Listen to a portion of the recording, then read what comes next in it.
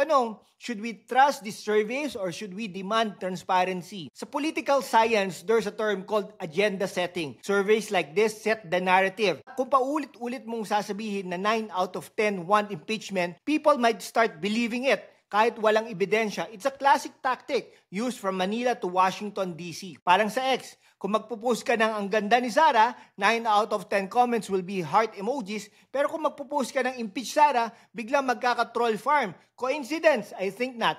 To our kababayans in Italy, France, and Poland, what's your take? Is this impeachment push legit? Or is it politics as usual? Hit that like button and share this video to spark the convo. Okay let's wrap this up. And 9 out of 10 Filipinos gusto ng impeachment claim ni Attorney Claire Castro highly questionable. Walang transparent na survey, walang solid evidence, at parang mas maraming politics kaysa katotohanan dito. Si VP Sara, love her or hate her, deserves a fair trial, not a media circus.